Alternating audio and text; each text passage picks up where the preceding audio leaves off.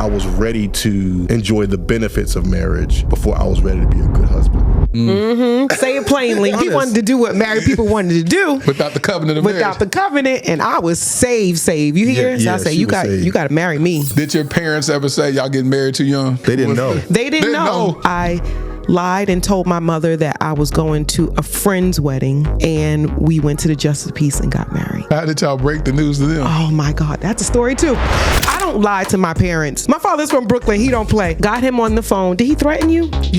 He's the first person to introduce me to the word kneecaps. Oh, but he was always threatening to bust out my kneecaps. So how long did it take to restore that? We were still living separately. And acting like we were living separately. You was acting like we was living separately. So JJ, how was you acting like y'all was living separately? I think we should have had a conversation before we had this conversation.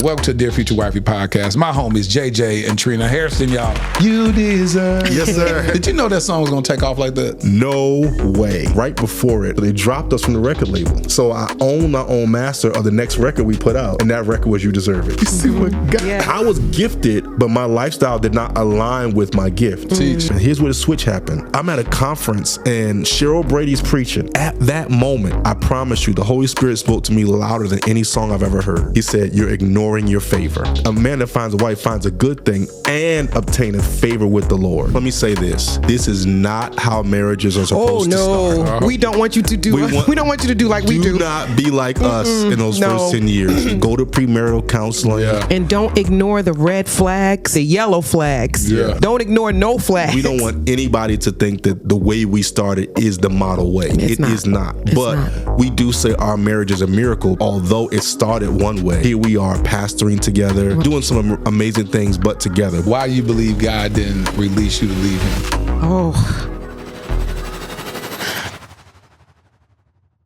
The Dear Future Wifey podcast has global impact. From Texas, I have been on this journey of healing and self-discovery, and this podcast has been a vital part of my process. Guyana, God's establishing through you a legacy, a display of freedom found in authentic spirituality. California, I've learned so much as a single man through your podcast and continue to learn so much as now a married man. Nigeria, This is just therapy for me. I've been healed.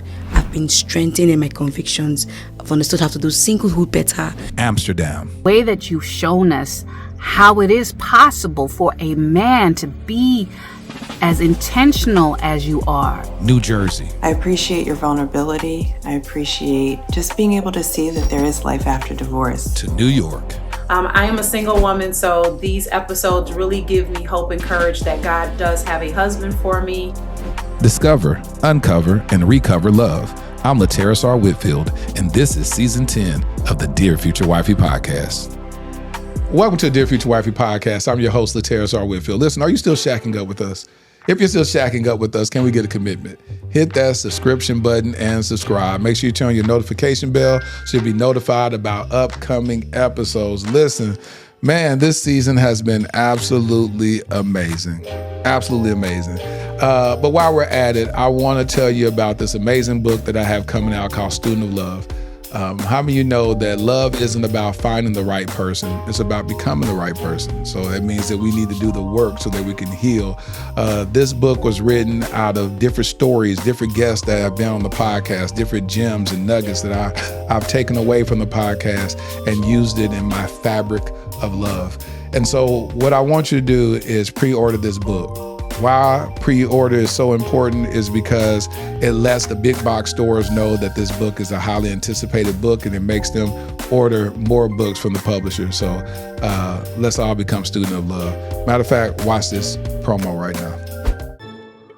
I was married, cheated, flunked out of marriage. These eyes have seen the pain of failure, but also the possibility of redemption. These ears have heard the lies. You'll never change.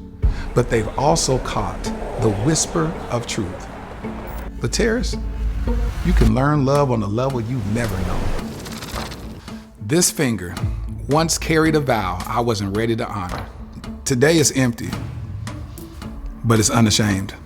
It's waiting on a covenant I'll protect with wisdom. Will you marry me? I'm no expert. I'm just a fellow student.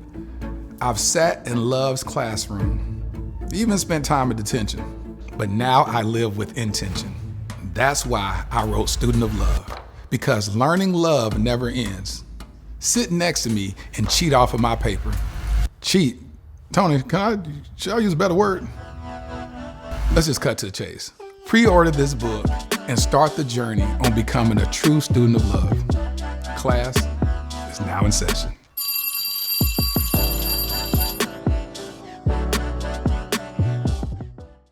So again, it's been a great honor to have Dr. Gary Chapman write the foreword to the book. For those who may not know who Dr. Gary Chapman is, y'all know about the 5 love languages, don't you? And so for him to read this book and said, this book is going to change the world. Let me tell you something, that was a huge God wink to have Dr. Gary Chapman, the one who wrote the 5 love languages and sold over 20 million books over the last 30 years, bless this book. So make sure that y'all pick up this book. Well, man, I am so excited about the guests on today's episode, man. They are powerhouses in the gospel arena. I just love them. Matter of fact, we're just going to jump right on in. So welcome to Dear Future Wifey podcast. My homies, JJ and Trina Harrison, y'all. Man. How y'all Thank you doing? for having us. We are so honored to be here. Yes. So what made y'all decide to want to be on the Dear Future Wifey podcast? Man, I've been watching and paying attention, and the way you've been ministering through this podcast has just been incredible to see, especially for us who are great proponents of marriage and wellness at home and wellness in the home. I'm just so grateful that you've taken this opportunity to help homes across the world. So we're honored to be a part. I went and Googled one of my favorite songs. That was by you, and it was to my shock, to my surprise, that on YouTube that song has 144 million views. You deserve Yes, sir. it. You deserve it. Yeah. When I tell you that song had me in a chokehold. Wow. Where did that song come from? So there's a young man named David Bloom, lives in Fayetteville, North Carolina. He had an issue that he was working through. And instead of going into a depression, he sat down at the keyboard and started saying, Lord, I'm not going to praise my problems. My hallelujah belongs to you. My hallelujah belongs to you. Yes. I'm telling you, that song had me in choke. Can you just bless the people with a little piece of that? You want me to sing it? Yeah. My hallelujah belongs to you. You deserve it. You deserve it. You deserve it. You deserve it. Did you know that song was going to take off like that? No way.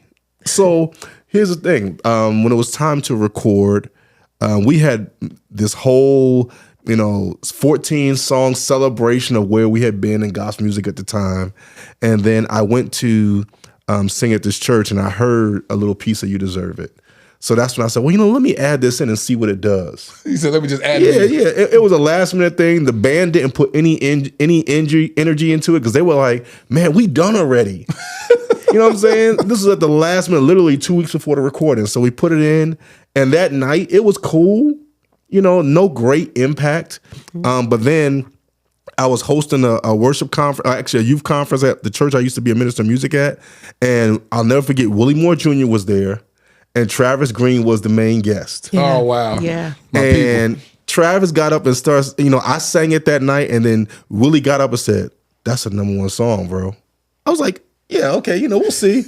Travis gets right up after me and sings it again. He started singing it again. Yeah. And then that Sunday, Jonathan McReynolds came and said, I heard about this song. You got to be kidding all me. in one weekend. and after that, I said, well, maybe there's something to this song. And that's when I realized the impact it was going to have. I still had no idea that it would have an impact across the world. I thought it would be something good for our genre in the market here in the U.S. But man, all over the world, that song has been blessing people. I'm just honored to be the person that released it. Exploded across the world. Yeah. That's what I'm saying. I knew the impact that it had on my life. I knew what I heard about it globally. But then right before you came in, I said, let me just look and just see what I said. 144 million views. I said, good Lord. Yeah. It was the greatest moment I had with that song.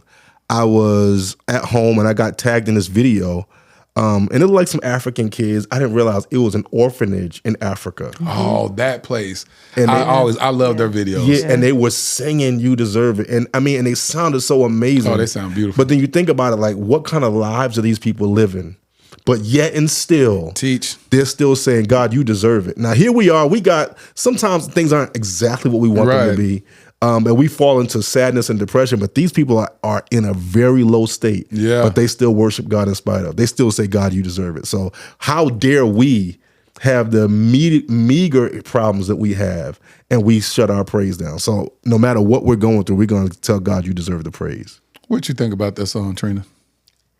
I don't know if I can say anything different from what you all have already said. It's the song in and of itself just sings straight. It just echoes the sentiments of your heart. Yeah. Even when you don't have a whole chorus or, a lot of words, you can just say, "God, you deserve it." But Lateris, let me tell you what the most amazing testimony about that song is that nobody knows.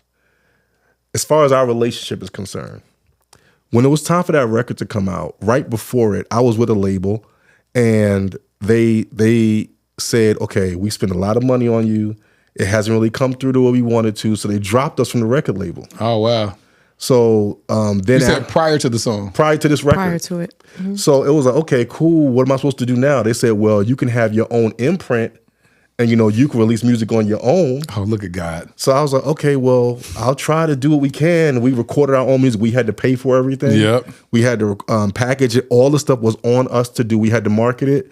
And I said, okay, at least you'll own your own masters. Mm-hmm. So I own my own master of the next record we put out, and that record was "You Deserve It." You see what God... Yeah. And here's the crazy thing. You see what God does. We didn't have a marketing team. Mm-mm. You know what we did to get that song on radio? She said, "I'll market it." So she got on her laptop. I changed my name. My name was Trina Solis. And she called the radio announcer. Started calling radio announcers. So the amazing Sure did. So the amazing testimony about that song is she got it to #1 on radio. You was making a phone call. I don't know if I got it. Well, you was making a phone call. The song does it by itself, though. It's just one of those songs where anyone can identify with it. So the song did it. I was just the vehicle. That's all. So how do you feel like, even as a wife, like to hear the record label say, "All right, we ain't got no support behind you. You're going to go do it on your own." How did you hear that? I wasn't afraid. I was not afraid. I knew who he was or is. I knew he was J.J. Harrison. And the main important thing about this all is I knew that he had great relationships. Okay. He's genuinely a nice guy. Some of the radio announcers became friends with him.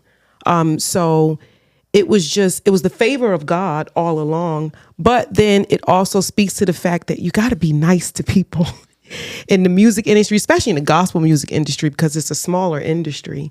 But you have to be nice to people because you just never know. Yeah. You just never know when you're going to need that extra push or anything. So because he had great relationships and because I believed in him and his music, I was not afraid. That's good. But what meant so much to me about that whole season, Lateris, is that instead of her looking at me like a failure, she partnered with me to get to that next place of success. That part. So I always give her the credit because she didn't leave it up to me. So, well, this was your dream. It dropped. Like, look. For some women to do it. Exactly. She was like, let's make it happen together. And we literally did. She worked just as hard as I did to get that song where it needed to be. And of course, God did the rest. Yeah. But if I didn't have somebody to partner with me, I don't know that song would have become what it needed to become. Yeah. And it was just in time, too, for you to be able to own your own masters. Yeah, man. And that label told me, the representative who handles the payouts, said that the boss told her that letting me go was the worst mistake they ever made. Period. Yeah, because that record did better than all of our previous records combined. To God be the glory. It was God. It was the timing and everything was God. God. Yeah. That is amazing. How many years have y'all been married? 31. 31 years. And we dated for, I don't know if you call that dating, but we did what we did for like 5 years before we got married. Why you say if you could call that dating? Because I was 13. He was 15. Right. So you can't really consider that a date. Our dating consisted of me sneaking down in my parents' office, staying up on the phone to about 11 to 12 o'clock. Right. And then, going back upstairs to my room and falling asleep. That was our date. Or we would see each other at church because we went to church together. So we would see each other at church and, sit real close at church and see if he could get his arm around me without somebody saying something. Yeah. Ooh, that feels that so good. was the date. Cold. Cold too. Got the little stockings on. Yes, right. So that was the date. And we did that for like 5 years before we got married. Mm-hmm. At what point did you know that she was the one?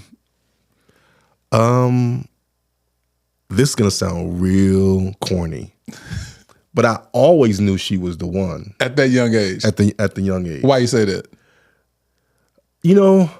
Some of it is because I think she reminded me of my mother.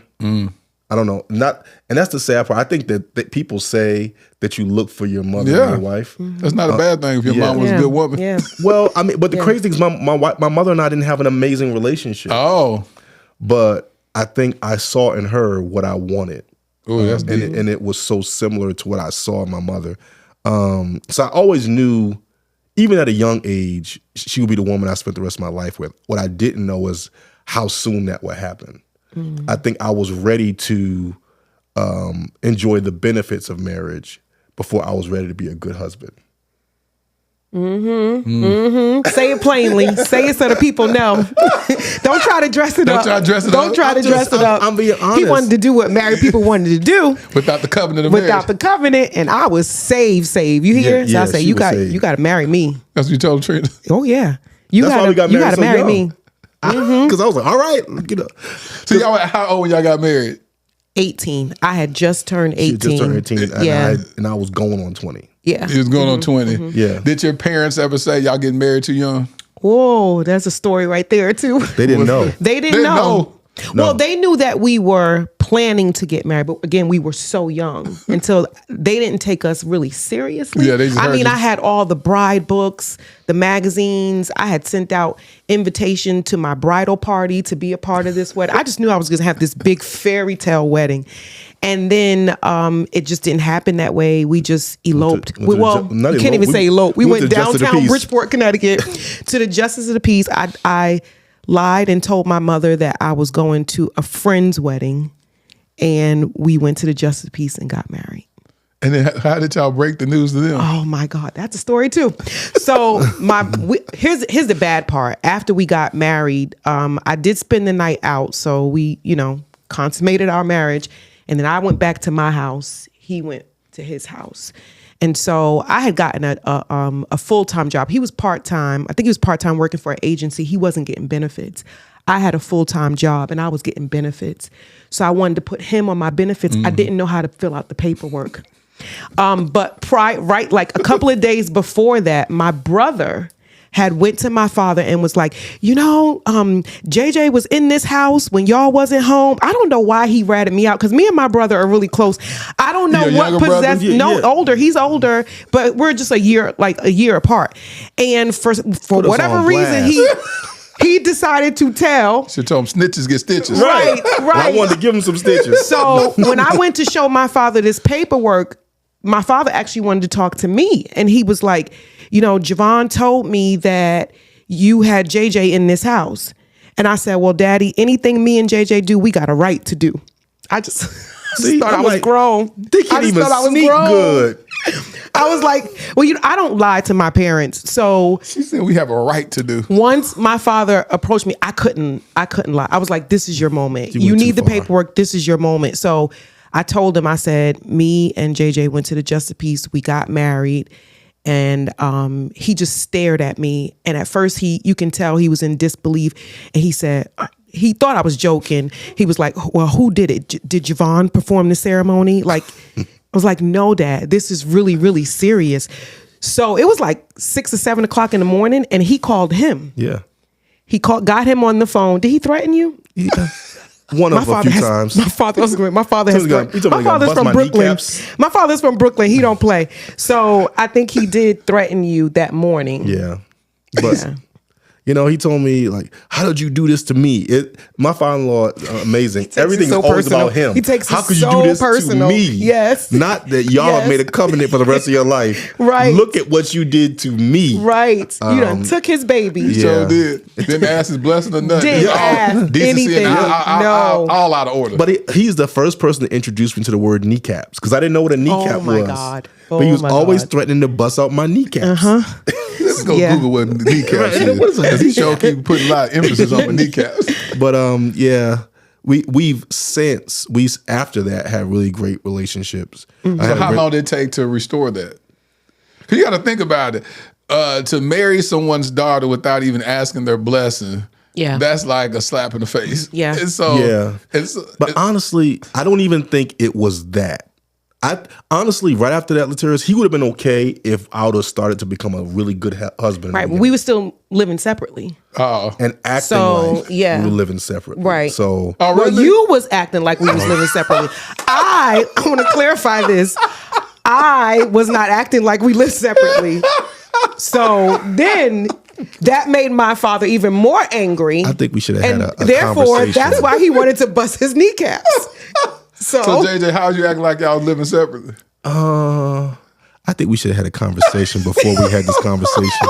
No, you told me to be real. You told me this is it. So, true story. The first 10 years of our relationship, first 10 years of our marriage, just did not go well. Trash. Yeah. We were not.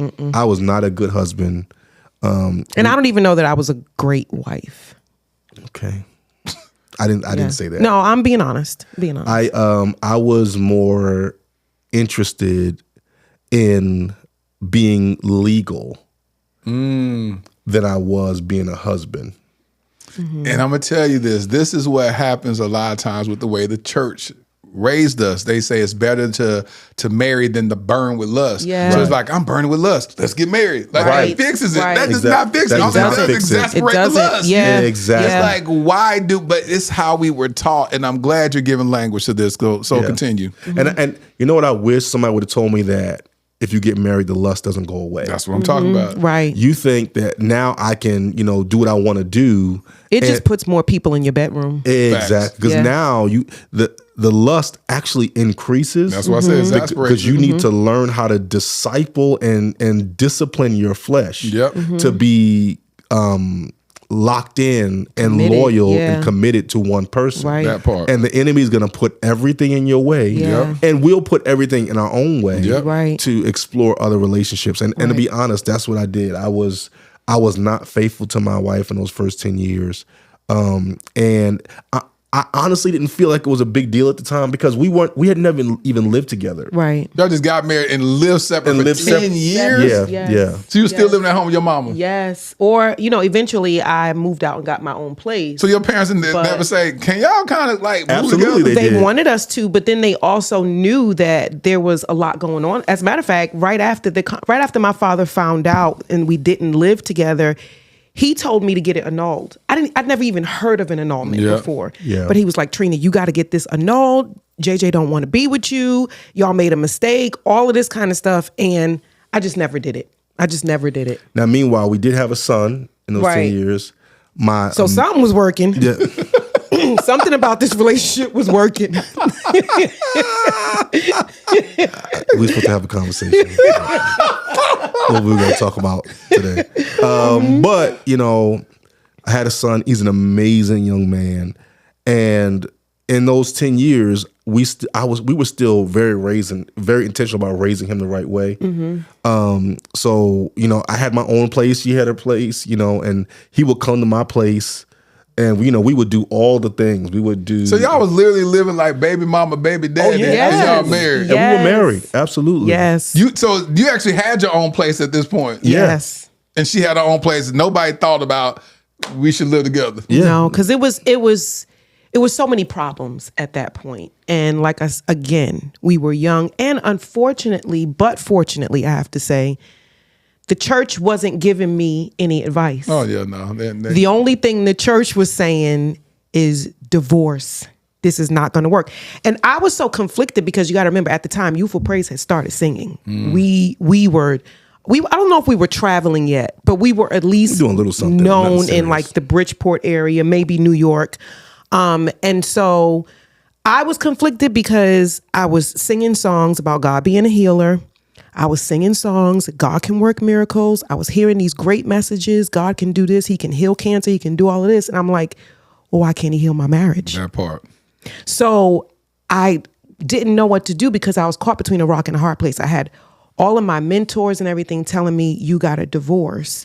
But then I had something inside me. And at that time, I didn't have language for it, but I felt like it was like a little lion in the inside of me that would roar. And I was the only person that can hear this roar. And every time the word divorce came up or separation, or I heard a new rumor or something like that, that lion would roar, and that lion would keep me from going to the courthouse and from like depression and things like that. I didn't have language for it then, but now I know.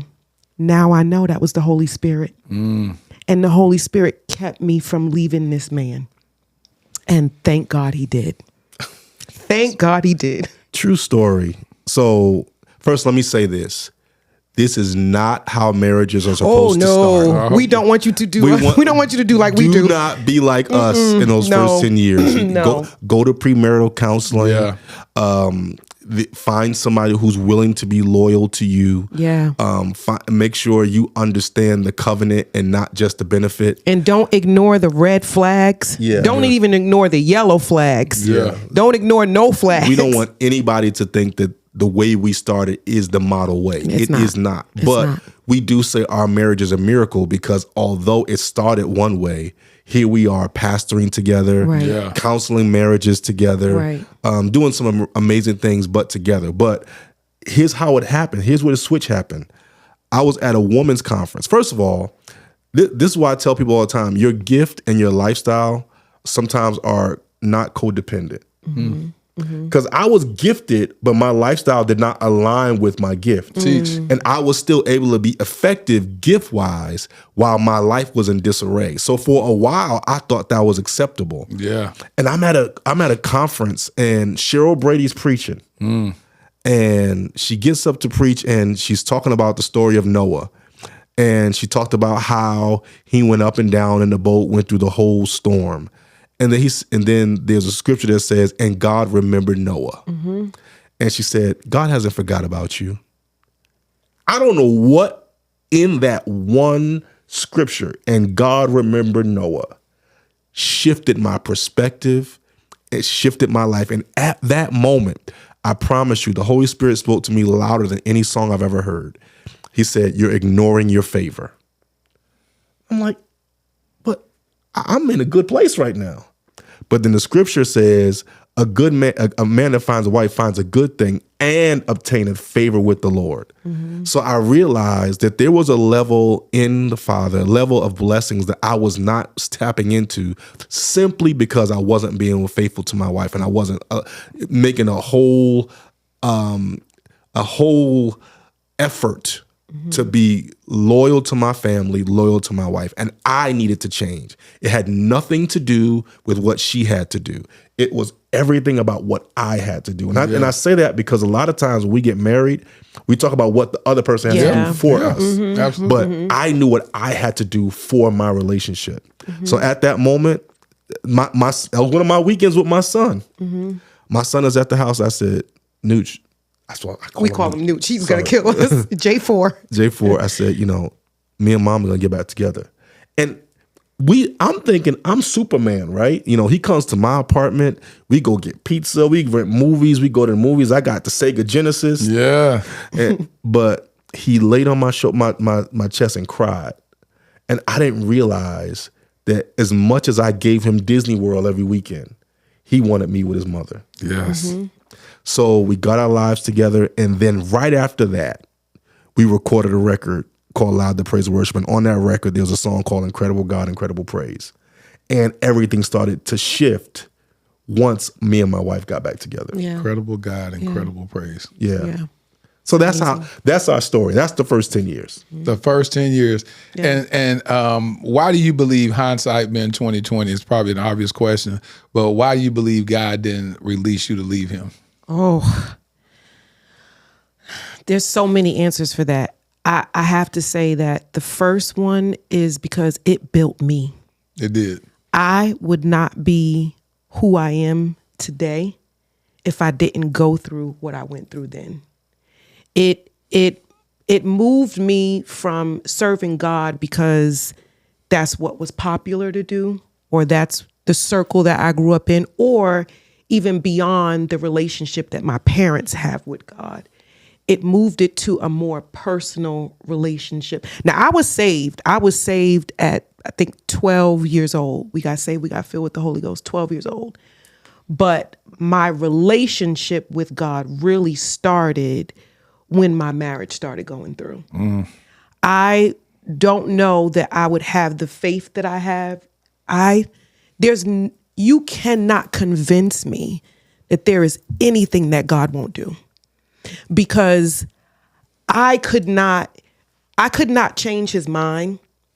I know everybody say, oh, the heart to a good man is to feed him, or the heart to a good man is just have sex with him. Heart to a good man is none of that worked for me. The only thing that worked is prayer. And I mean, travailing in prayer. I got so desperate in prayer that one night I was expecting him to come home, but it was getting really late and I was starting to get worried.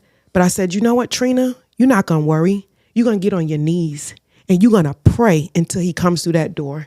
And I want you to know, about 20, 30 minutes later, he came through that door, and I stayed on my face until he came through that door. So all of those experiences I would not have gained if I took the easy way out. And I hate to say easy way out, because I know for some people it is difficult. It's hard. But if I would have gone to get a divorce, it would not have built me to face trials the way it has. It would not have built the resilience. And then I feel like everything that we see now in ministry and everything, we wouldn't have been that, because he had already told me that if we had gotten a divorce, he was a rapper. And so oh, y'all laughing. What is it? Wait, I have to give you his. Can I give him the rap name? Please let me release the rap name. JJ, what's the rap name? It was the Devastating Dominator. It was Double D. Double D. So I was dope back then. So it sounds really ridiculous now. Was it secular? Was it secular rap? You gonna do Christian rap? It wasn't Christian rap. It wasn't Christian rap though. Yeah, it was secular. Yeah. Let me tell you, I was trying to be sinful. Like, I was wearing all black and Timbs everywhere I went. Like, I'm literally a church boy. I grew up in church, but I'm deciding that I'm going to be a sinner, right? Yeah. So I'm dressing in all black. I'm calling myself the Dominating Devastator. And I went from that to singing Awesome God. It's like, okay, dude, you're confused. Had we not stayed together, it wouldn't have been You Deserve It. It would have been, I don't know. I don't know what it would have been. He definitely would have moved back to New York. Yes, his family was in New York. He would have moved to Brooklyn. I would have stayed in Connecticut with my parents, and everything that God has blessed us with now. So why you say you wasn't a very good wife the first 10 years of y'all marriage? Oh, because if I can go back and change the way I don't even want to say the way I saw marriage, because my mother is a great wife. I've always had good examples around me. But I think that I would have been, this is going to sound so cheesy, but I think I probably would have been more attentive.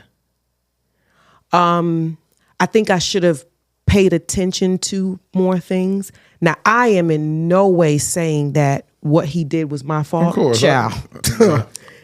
It was not my fault. This is not my doing and not my fault. But I'm just. Say, JJ? There's nothing we should have talked about. I should have had more guided. I'm not going to let no secrets out. But all I'm saying is, I wasn't prepared to be a wife. I was still a teenager. Oh yeah, I was still a girl. I still hung out with my friends. You graduated high school and got married. Exactly. Literally. Exactly. And if I'm really being honest, it was because I was trying to fulfill something in me. Which was what? I had very low self-esteem. So being married validated you. It validated me. It made me feel like, oh, I could get a man too. Yeah. Y'all could get a man, but I could get a man too. I can get a man to marry me. Exactly. I could get a man to marry me. Y'all had boyfriends. I got a husband. Right. And here I am, 18 years old, married. Ain't none of y'all got that. Married. So I feel like there's a great deal that I could have done better. So JJ, how do you feel hearing the recount of this? Because y'all probably don't share this story often. So how do you feel?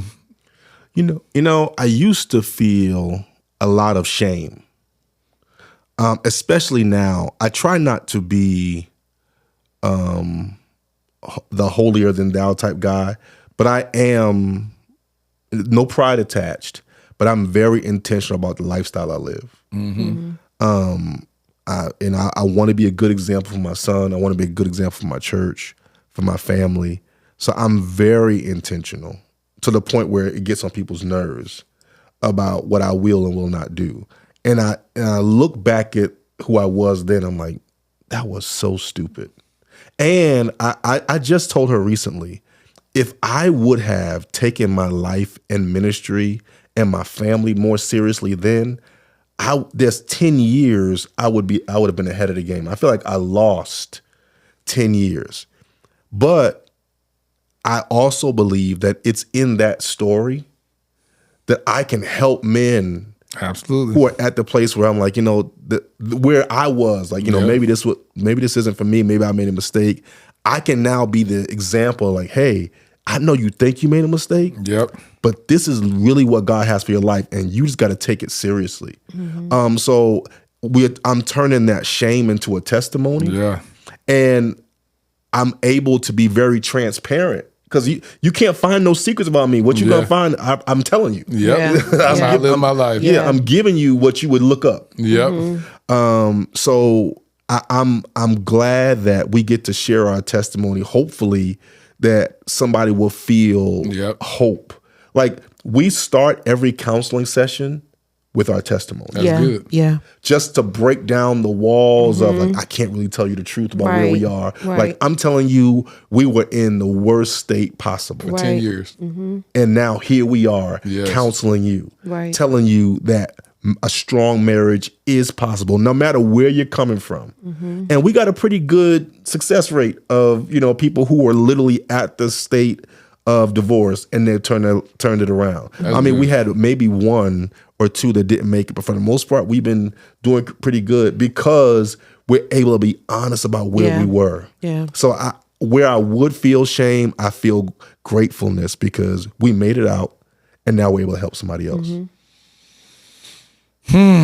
Was it hard to actually start walking in this level of transparency and vulnerability, especially coming from the church, especially in the positions that y'all are in as pastors? Do you feel like sometimes the world judges harshly? And of course, the Bible says that, leaders should be held at a higher level. But of course, you wasn't no leader then. You was a little young. Yeah, I was a kid. You were a kid. So at the end of the day, people could hear this and be like, well, you should have known better. You like, I should have. What else? Yeah. I'm just saying. Well, I already said it. You know what I'm saying? It's Right. It's like people be stuck in this craziness. But do you feel like the reason why a lot of pastors aren't as transparent and vulnerable because of the weight of the office in which they hold? Absolutely. When we first started to share, like, we wrote a book and I was like, I need to see your part. Because I want to see what you're saying about me. How deep are you getting? Like, what are you telling? Because in my head, I was going to be canceled. Yeah. People going to stop booking me and all that. And I was like, at the end of the day, if somebody gets free, I'll never forget. I think it was 2018 or 19 when we released the book. We went on this tour. What was the name of the book? A Miracle Marriage. Miracle Marriage. And we talked about our story. That's why none of this is, even though it may feel new, it's all like, it's all been documented. Right. So we released the Miracle Marriage book and we went on this tour and we called it the Love and Miracles Tour. Mm-hmm. I like it. Yeah. And when we were going out, because I saw Miracle Worker that Rich Talbot Jr. wrote. Yeah. We were traveling and singing it and we were going to every city. And before every concert, we had an hour. We would ask all the married couples in the area, just come and let's talk. And we would share our story. And every night, some couple would say, we didn't know if we were going to make it. Yeah, that's real. And your story helped us feel like we can have hope. Absolutely. And that little by little, every city took away the fear I had of what would be the outcome of my story coming out. And I was like, the outcome is hope. The outcome is more marriages having a story and a testimony of deliverance. Right. So while I was afraid, I'm not afraid anymore. Yeah. And that was how many years ago? Where y'all did the Love and Miracles? That was 2019. Yeah, 2018 into 2019. And then we started pastoring right after that. What made you decide to pastor? I know you're gonna say God called me, but what? That's a story too. Yeah, that's what we're here for, the story. Because he'll be shaking his head like, God called me to pastor. Who's gonna tell this story? You or me? You could tell it. So my dad had always, not always, but occasionally, he and JJ's relationship was restored, obviously. So we were at the church and, serving under my father. And my father would periodically tell him, you're called to pastor. Okay. You're running from it. You're called to pastor. Was that confirmation for you, JJ? It was a stop sign, a bullhorn to tell me to go in the other direction.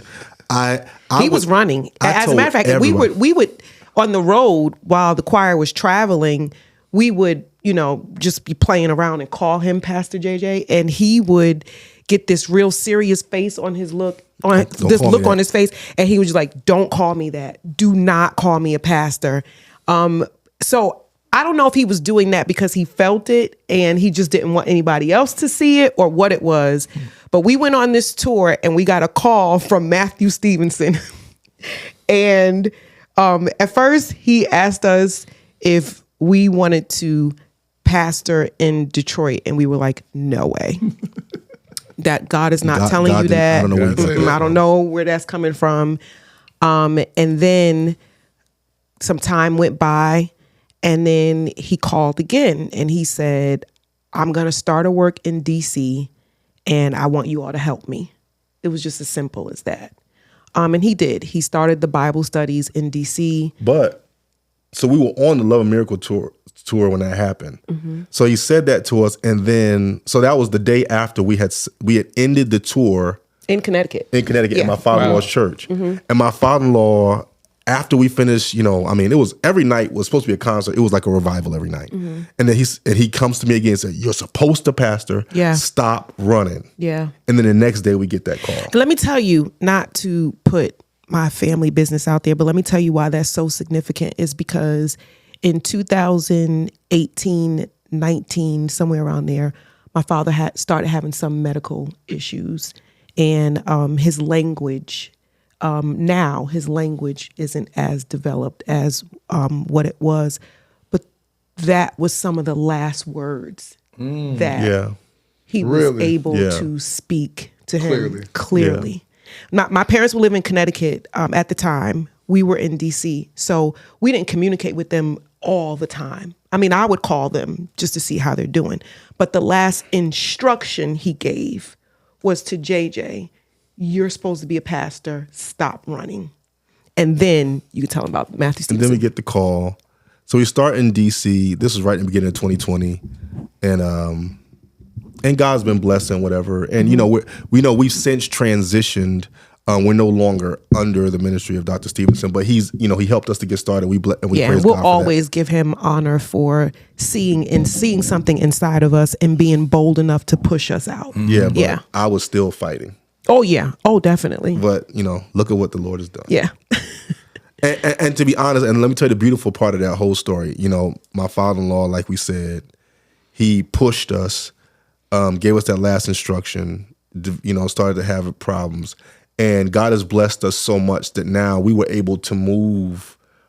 So now my mommy and daddy live with me. So we were able to build onto our house, and now they live with us. So it's just a full circle story. Yes. Where initially he was talking about busting up my kneecaps, and now he lives in the in-law suite. And don't try him because even at his old 85-year-old age, he still find a way to bust up the kneecaps. Right. So what city y'all live in? We're in Maryland. Okay. We say DC because it's just so close to DC, Yeah, but we're yeah. actually in Maryland. We're in Bowie. And so at what point did you decide, I'm going to stop running? Was it just this Kairos moment that happened in your life? Or was it just, you just said, all right, I'm going to go ahead and just do this because some opportunity came? I believe it was that tour in itself. I felt like the instruction from my father-in-law was just the confirmation of what the tour had told us. Okay. Because every night I got more excited about the opportunity to teach, share, impart. More excited than I did about the concert piece. Yeah. The concert became, the revival after the teaching. And I mean, it was a revival. I literally the first night of the revival, this little boy came up. I think the video is still out there. He got saved, and the mother was just crying, and he was crying. He was crying, and then we went to other cities. Little boy, at what age? How old was he? He must have been about 8 or 9. Yeah. Oh, little boy. Little boy, and he's literally crying his eyes out on the stage. Mm-hmm. I want to be saved. And I'm like, what is this? So, what you going through at 9 years old? Exactly. Yes, yeah. And that's the thing. It's like I really felt like in that moment the Lord was showing us that what he had given us is not just for one generation, not for one age group, and it's not just music. It's the opportunity to bring people to him. Now, I had always seen it. I didn't see myself in ministry in that way, but I had always seen myself as a first lady. Like, I just, no, it's not. We do this. We say, give me the praise, give me the praise. No, I'm not telling you to give me the praise, but I'm just saying that it's just so funny how God is just bringing this back to my remembrance. It's just so funny how I always saw myself sitting on the front row and you up ministering to people, not singing, but you up ministering to people. So it's just, Okay, looking like, didn't see it. Right, I didn't see it. Moral of the story is find a spouse that sees in you what you don't see in yourself. That part. Because she always called me what I did not see. She always called me a pastor. She always called me a great man of God. And I'm talking about while I'm at my worst. She saw what I just did not see possible. She saw me as a husband when I wasn't even a good boyfriend. And now here we are, and I'm standing in what she saw. give me the praise. You deserve it. I love it. You said 31 years of marriage. 31. When is y'all's anniversary? July 29th. When you look back over 31 years of marriage, what would you say was the greatest lessons that you've learned? I'm going to ask you, Trina, and I'm going to ask you, JJ. What's the greatest lesson if you say a top 3? My number 1 is give each other permission to fail. That's good. Yeah. And then over communicate instead of under communicating. That's even good. And the third, and I think it holds just as much weight, be honest. Yeah. Yeah. JJ. Number 1 would be trust is not a door, it's a building. You don't walk in it, you got to build it. Really? Yeah. You're talking about from the beginning? From the beginning, you got to build trust. And when you break it, you got to rebuild it. You can't just have an expectation. Well, I said I'm sorry. You got to. We did that. You got to rebuild that trust. Number 2 is don't assume that your spouse knows. That communication piece is That's true. I think we have this thought of mind reading, like Yep. like me, like but you got to tell me what you need. Yeah. Absolutely. I got 4. I'm sorry. No, give me all of them. Number 3. It's 31 years. Yeah. Number 3 is you can never forgive any less than you can be forgiven. I was good at being forgiven. I was terrible at forgiving. That's good. Yeah, because I do have to add, he had to forgive me too. I'm not perfect. I made some mistakes. So, but I was glad that in his season, I was able to forgive him. So that in my season of error, I can say, well, I need you to forgive me because I've forgiven you. Yeah. And you said you on the receiving end of forgiveness, you do an amazing job, but being able to be the giver of forgiveness, she was like, Yeah, no. My family was known for that. We were known for holding grudges. Yeah, holding grudges. Absolutely. Yes. Literally, my father and my uncle stopped speaking 20 years before my father died, and they died not speaking to each other. 20 years. 20 years. They saw each other on the street and kept walking. would not speak. No, 20 years? 20 years. Yeah. You can't hold no grudge like a Hairston. Listen, can hold a grudge. we got you covered. You want to stop speaking? No problem. No I got you. problem. Yes. But even blood. 20 years. Yes. Absolutely. Yes. I remember at my dad's funeral, God, one of the cousins got up and said, "We got to do better, y'all."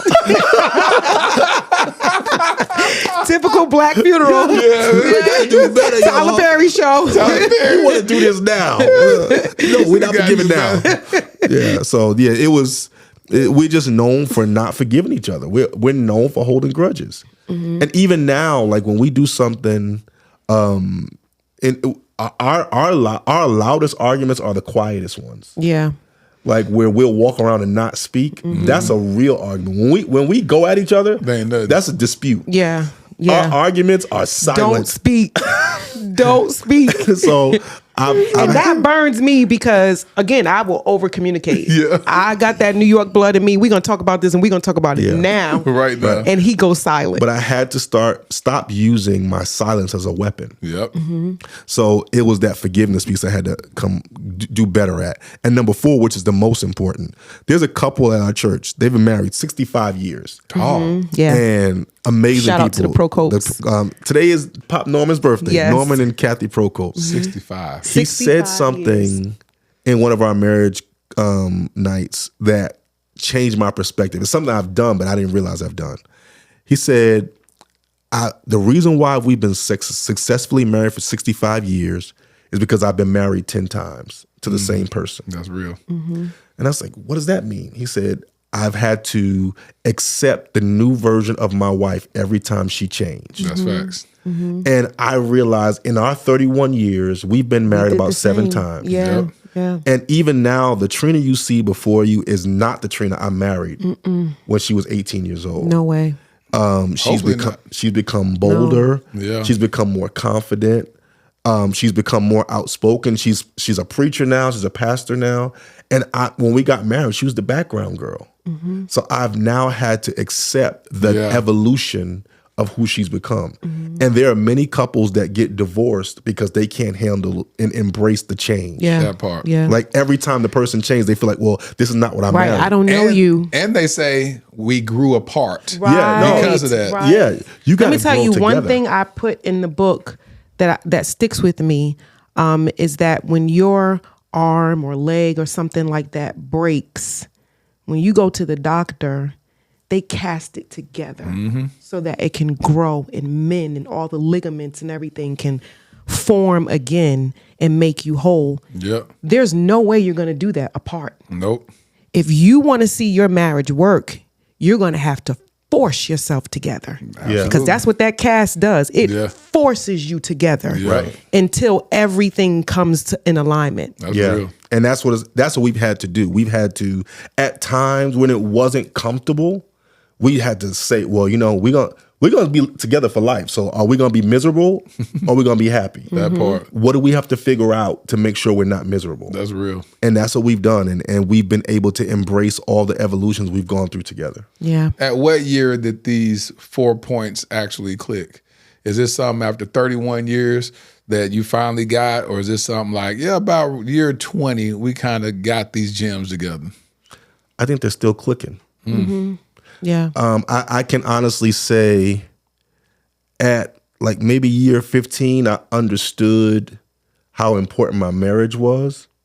But after year 20, I understood how important my role in the marriage was. 20 years in, I'm still understanding that I have so much more responsibility than I initially thought. I thought it was my job to come in and let her please me. Mm-hmm. But now I realize my responsibility is to please her, and then her responsibility is to please me. Right. Yes. Right. And if we do that, then neither one of us we're both feeding each other. But if we're saying you're not doing what I need you to do, then you're never going to get what you need. Absolutely. Yeah. Because until you're pouring in, you can't get anything out. Right. 31 years of marriage. 31. When did you get it? I think I always knew it. Okay. Never mind. This is part of the I told you. I don't know if I This should is be part of the here conversation we're supposed to have. because I'm serious. I think I knew, and the only reason why I say that is if you understand me and you understand the way I grew up, then you would know my parents have too been together for like I think a little over 65 years. Yeah. Yes. And so this is all I've seen all my life. My parents did not argue in front of us. Now I know that they've had arguments. I know that they have. You see them now. Yeah, we see. Now that they're 84, 85 years old, they don't go in the room and argue no more. So tell me, what do you hear somebody that age argue about? You think at that time they just be like, "Oh no, Harold going on over there." My mother be like, "Oh, Jay, sit down," and then my father's fussing. She taking too long. Where's she at? Where's she? Like it's just hilarious. Yeah. I'm telling you, they need a sitcom. I want to grow old and have old arguments with her. But you can see the love is still there. Yes, My father still wears this wedding band that has JC and Gloria inscribed in it. And if my mother is in the kitchen cooking and she's taking too long, he's hobbling up. They don't pick up their feet anymore. They kind of just skate across the room. So we just hear these slippers skating across the room. He's going to see where Gloria is at. So they are so attached to each other that even though they may have a disagreement or whatever, at 84 and 85 years old, they just gonna be together. Yeah. They love each other. So what I'm saying is I grew up seeing this. It's no goodness of my own. I'm not saying I'm great or that I'm without fault, but this is the example that I always had before me. So it didn't take, I made errors. I did things I should not have done, but I always had a great example of how to rebound after that. Gosh, you witnessed a 65-year marriage? Yeah. And I've never seen a successful marriage in my home. At all? My stepfather, my dad and my mom divorced when I was 3. Oh, okay. Mm-hmm. My stepfather was, he and my mom had a very interesting relationship. So by the time I was 16, they were separating. So I did what we had between the time I was 20 and 30 looked like what I had seen in my home. That makes sense. That was my model. Not that was an excuse. Yeah, but it's true. It's just it was just my reality. And one thing I always tell my wife, I felt like I have to be what I have not seen. Yeah, very true. And I no longer have the excuse of, well, I didn't see it. Be it anyway. Be it for your son. And now my son is a good husband, a good father, because that's what he's seen. Hold on. How old was your son when he got married? My son. How are y'all kids? Well, my son is 29. He's married, Okay, Jaime on, with 2 kids. Then I have a middle daughter. She's 22 with a baby. Hi, Psalm. And then we have a 14-year-old. Every 7 years, she started messing with me. Oh my gosh. Now, come on now. Every 7 years. Come on now. I just told you the history of this relationship. Who's chasing who now? Okay. You said 29. And so, wow. So your oldest is married? Yes. And is the 20-year-old married too? No, she's not. All right, so the oldest is married. And so how did that take place? Did the husband come talk to you, JJ? No, so my daughter-in-law, amazing story. The night we recorded You Deserve It, my daughter-in-law somehow got a message to my daughters, and they found out that she liked my son. Okay. So just that night was just extra special in so many ways. Yeah. She is a dancer, and she had been dancing. Like every time I would go to DC, there was a dance troupe called Divine Dance Institute. They would come up and dance while I sang. So the night we recorded You Deserve It, they danced. So she danced that night.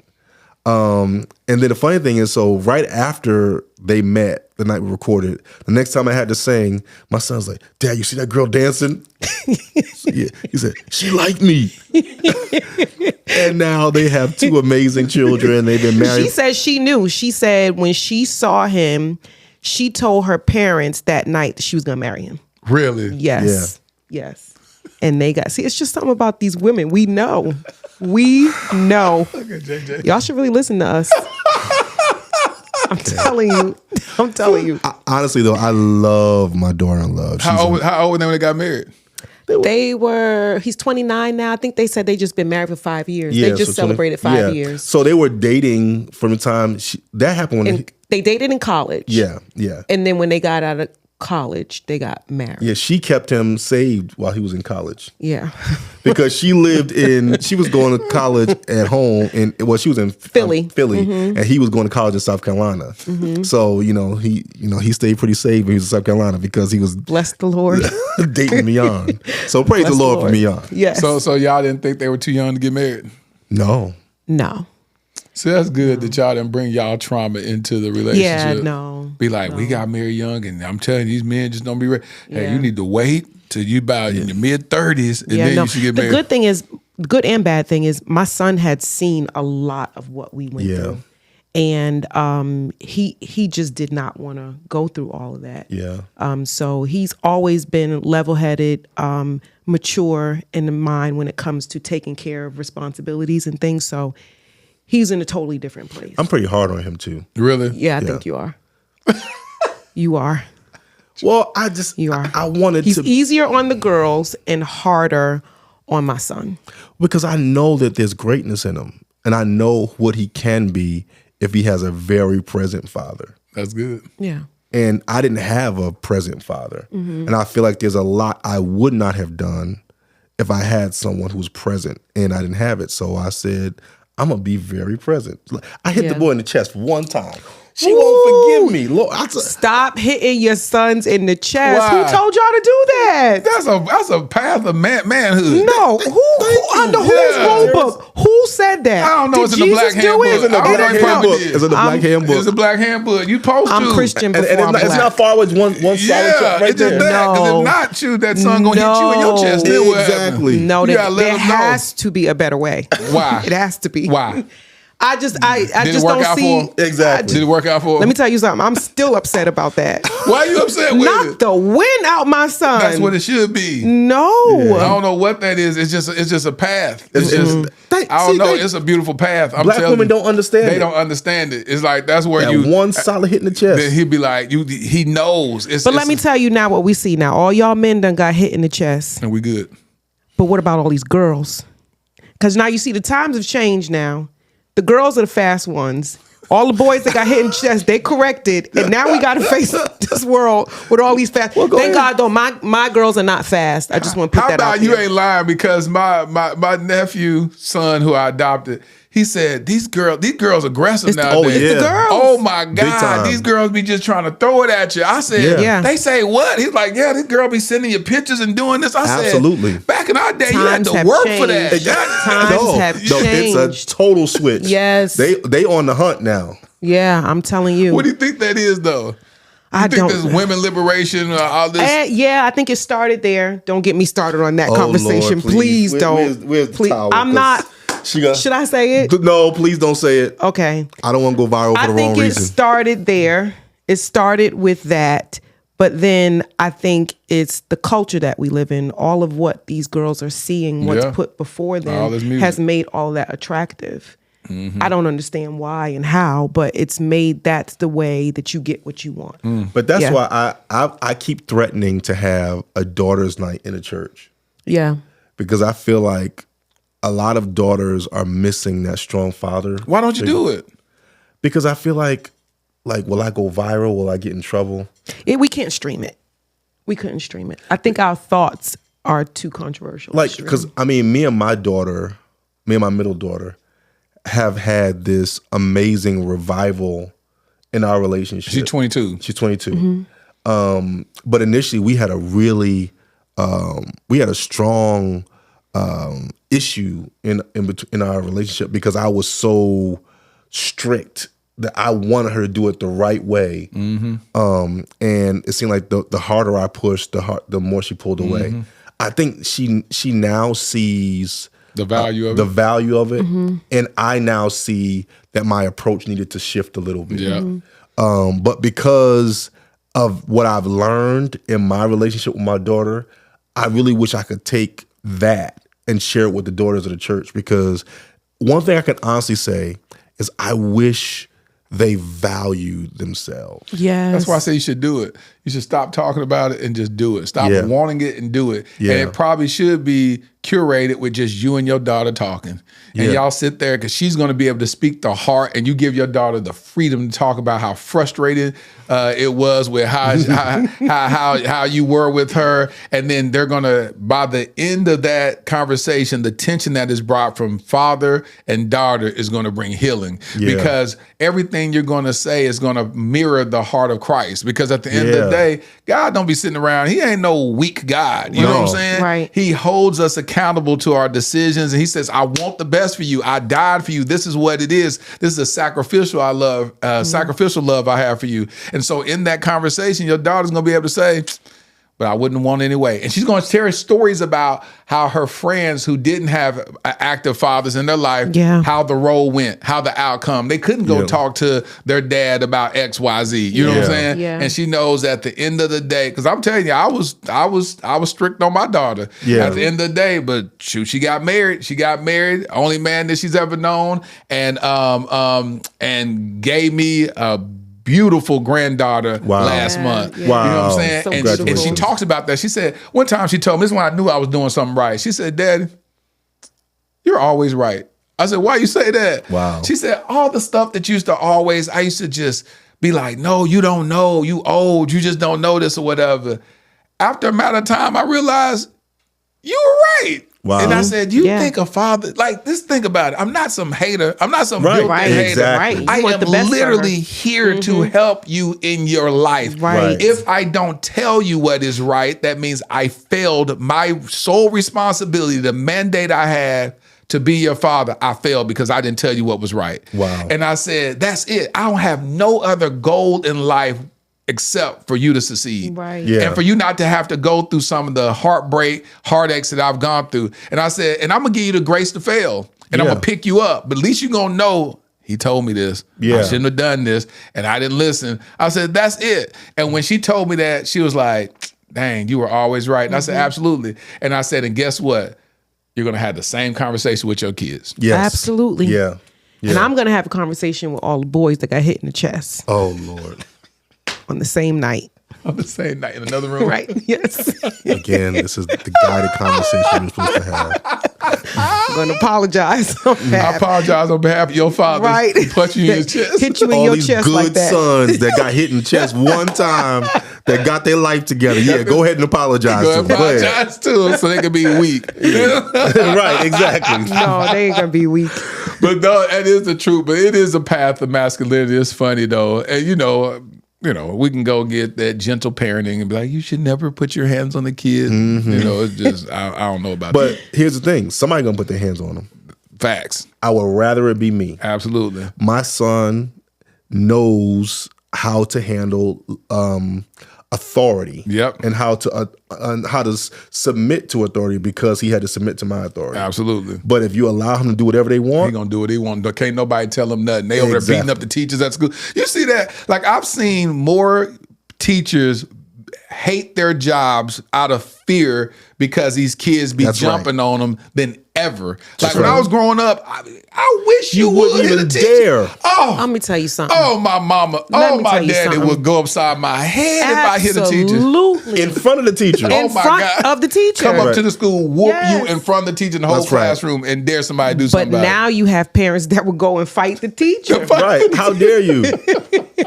Times have it. What you changed. say to my kid? Be like, your kid cussed me out or whatever. You must have said something that they didn't like. What Exactly. are you talking about? See? It's all confused. See, that We're one all punch in the chest confused. cleared it all up. I Cleared don't all think up. that was Healed. a punch in the chest. It did. It No, healed him. It I restored him. Changed his life. That was his breakthrough. It was his breakthrough. He got a breakthrough in that morning. In that 7 moment o'clock right in the there, morning. he's going to come back and he's going to say, you Jesus, know help what? us, My God. father, he'd be the chest. Help us, Lord.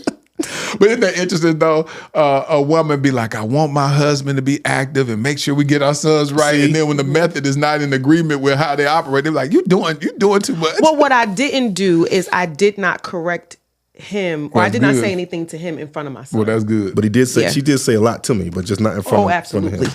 Oh, You absolutely. tore into him, huh? I sure You ain't did. gonna never be putting your hands on my son. son? We are not in slavery anymore. Don't you ever? Right.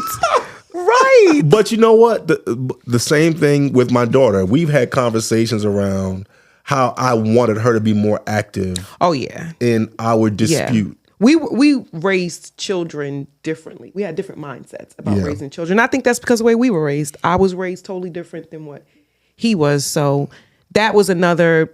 I wasn't raised. Contention in our marriage. I wasn't raised. I evolved with age. True. I mean, at 16 years old, he was on his own. Okay. He was, had a job. He was paying bills. Unfortunately, he was living a grown man's lifestyle. At 16. At 16 years old. Yeah. Which is why at 20, marriage was okay because. You've been doing it for 4 years. Oh my God. You was out here for 4 years. Exactly. Take care of himself. Exactly. That is hilarious. Listen, I could talk to y'all all day. Listen, what is the ways to support y'all? What y'all got going on? What are some things I can get my community to be like, hey, follow this, support this, buy this album? What? Talk to me. So we got a new record out now. It's called Youthful Praise, the Live Reunion. All the stuff, that first 10 years, is a part of this record. Sure is. It's the same people too. Yeah, the same people. So 25 years of music we recorded, we re-recorded and we released it. 25 years. 25 years of music. And it's been such a blessing that in spite of all of our mistakes and failures, God has chosen to use us to glorify himself. So that's out now. My first single, Laterius, where her singing on it is on this record. Really? It's called Nothing Else. I wrote a song for her. She's actually singing it. So that's the first song on the record. And I'm excited about that. So that's out. And then if you want to support a church, if you want to just see what we're talking about, Gathering Place DC. If you're ever in the DC area, we would love you to come visit us. You can follow us on social media.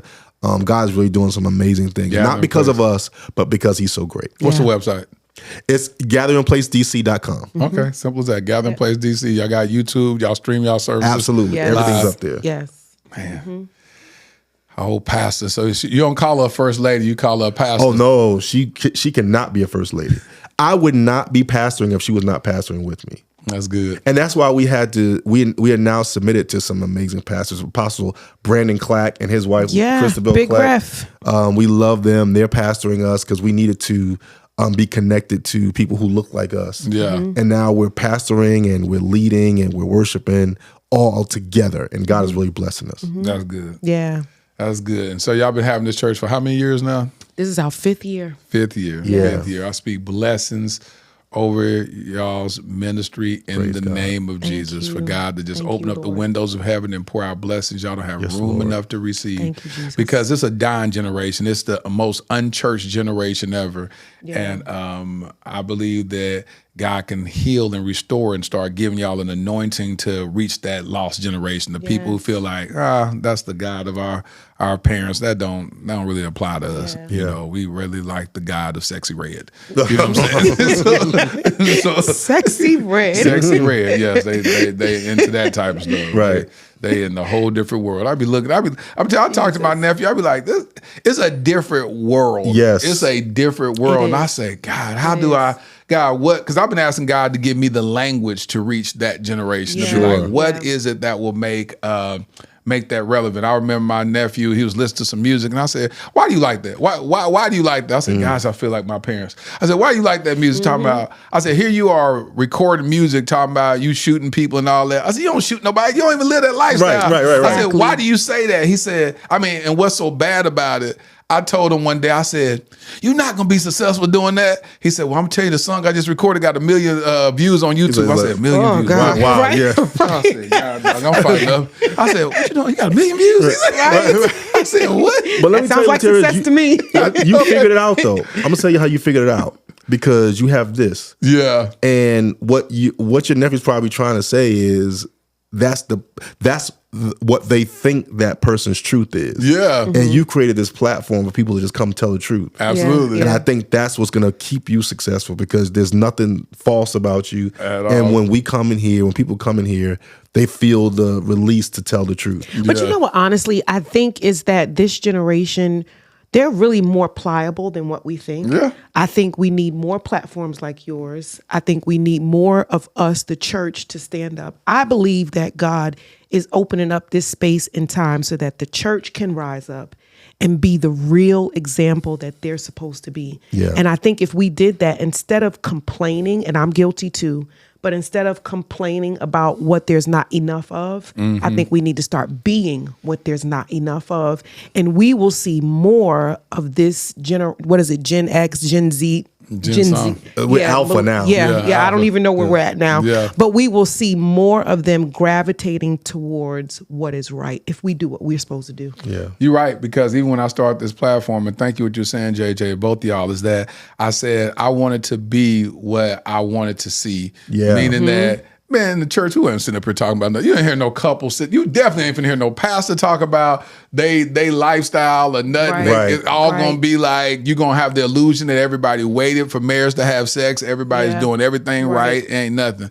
And so I remember when God told me, I want you said when you were married the first time, how you wish certain things was around to have real conversations. Now I want you to be there. I said, man, I ain't been telling these people all my business. Right. They gonna mess around and counsel me. Right. You know what I'm saying? I remember when God told me to share for the first time of the infidelity in my past marriage. I was 5 years divorced. And I said, God, why you bringing up old stuff? Like, Right. What about that sea of forgetfulness? Everybody cool. Yeah, what about that sea of forgetfulness? Why you bringing stuff up? He said, I want you to share that. I said, God, I got 500 subscribers. Wow. It's going to be career suicide if I actually share that. I had my friend Joey Greco from the TV show Cheaters, and we began to talk about it, and I said, I'll be remiss if I didn't share with the world my infidelity in my past marriage. I cheated because I had a lack of integrity, and I shared that. And it was the first couple of months of my podcast. I sent it to my ex-wife. I said, I'm about to release this episode. I want you to watch it and bless it. I know you never wanted me to talk about it while we were married, but now since we're divorced, I feel like God is releasing me to say this. Yeah. And she watched it. She said, this is what I love most about you, is that you know how to own your stuff. That's and right. you didn't pass blame on me and say, That's well, right. you didn't do this. And the Own reason it. why I cheated, because you just said I cheated because I had a lack of integrity. Right. And I said, okay. She said, yeah. She said, you have my blessing. I said, okay.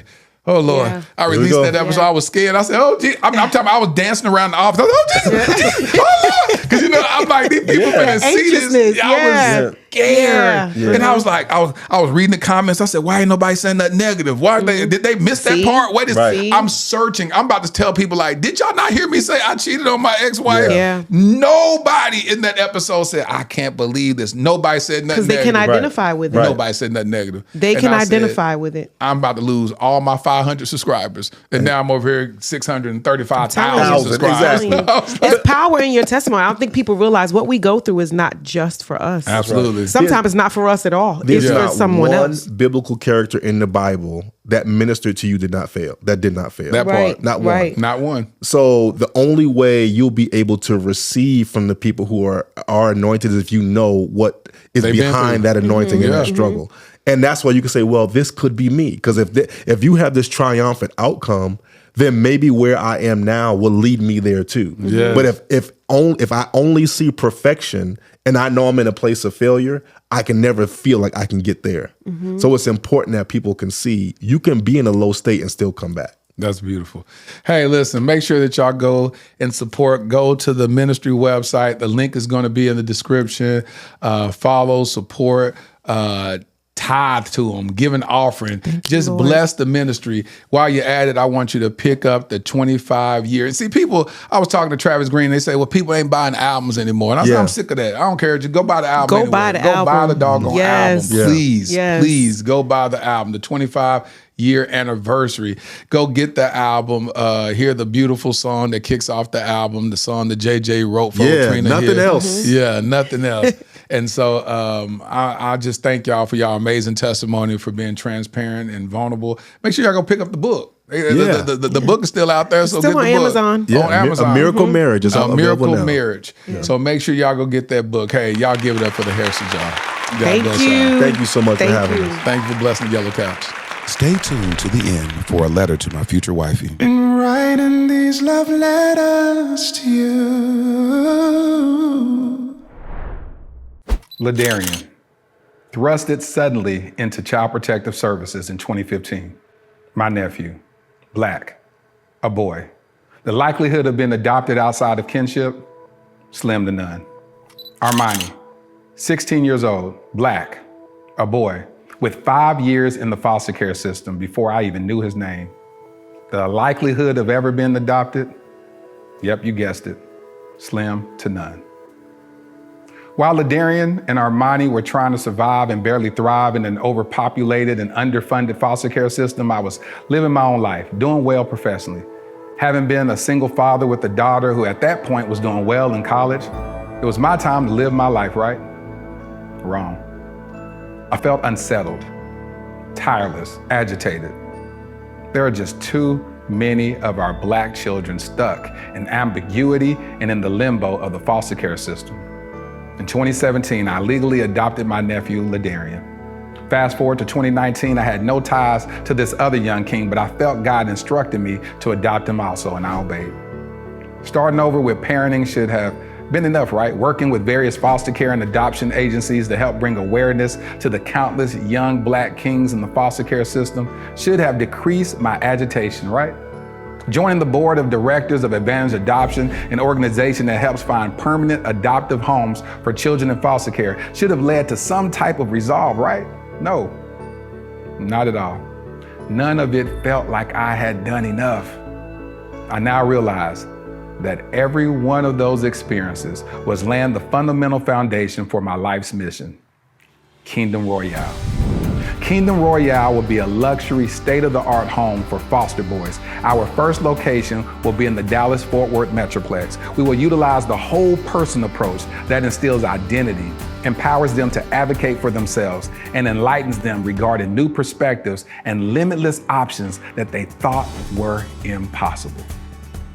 Though the young kings will attend the local public schools that are in proximity to Kingdom Royale, our at-home curriculum will broaden their worldview through participating in the arts, attending various cultural events, learning about and engaging in multifaceted discussions about current events and even relevant historical context, introducing them to gardening and landscaping and even caring for our animals on our farm and on-site stables.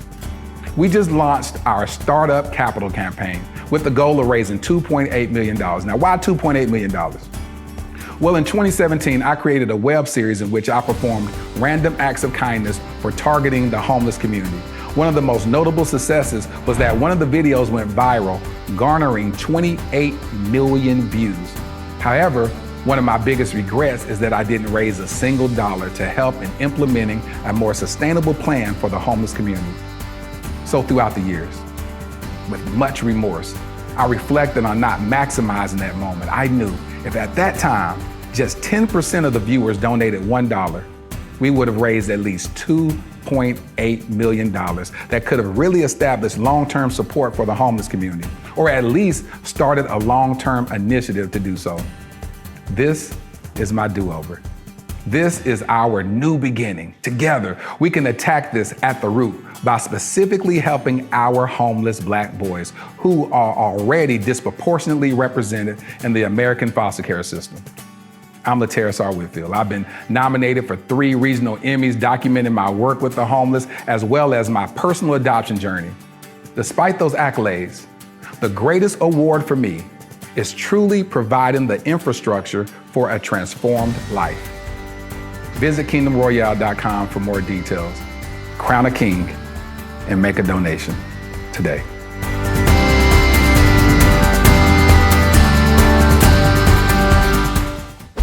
Man, I hope y'all enjoyed that episode. Well, here's my favorite part of the podcast where I speak to my future wifey. Dear future wifey, I can't wait for the day we stand side by side, hearts aligned, hands lifted high, and voices joined in worship. To me, there would be nothing more beautiful than watching you surrender to God, the one who brought us together.